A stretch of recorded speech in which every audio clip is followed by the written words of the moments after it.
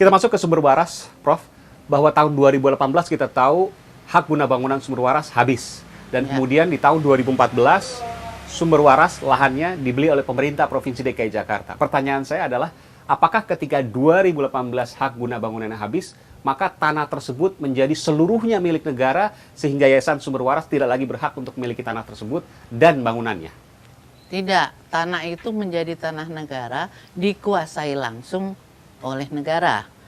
Bekas pemegang haknya masih bisa, masih dapat ya, mengajukan permohonan hak lagi. Perpanjangan? Namanya pembaruan. Kalau perpanjangan itu harus dilakukan 2 tahun sebelum berakhirnya. Berarti 2016 ini? Ya. Kalau seandainya 2016 ini tidak diperpanjang dan 2018 habis, maka apa yang terjadi? Tanah menjadi tanah negara. Tetapi dalam peraturan pemerintah nomor 40 tahun 96, maka kalau tanah itu benar-benar tanah negara, ini teorinya, teori hukumnya, maka pemegang hak guna bangunan harus mengosongkan tanah itu dalam jangka waktu 1 tahun. Dia diberi waktu 1 tahun lagi. Kalau dia tidak mengosongkan, maka pemerintah dalam hal ini akan mengosongkan dengan biaya dari bekas pemegang hak guna bangunan tersebut. Saya tertarik, dikosongkan. Setelah itu kemudian apa? Dikuasai oleh negara seluruhnya, termasuk bangunannya? Bangunannya tidak.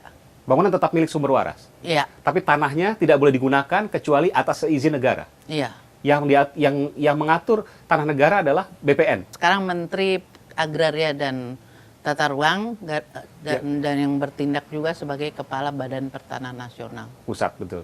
Permasalahan yang sekarang terjadi adalah uang 755 miliar rupiah sekian itu tidak perlu dibayarkan karena sudah tahu tahun 2018 hak guna bangunan akan habis. Jadi uang itu mubazir, betul nggak, Bu?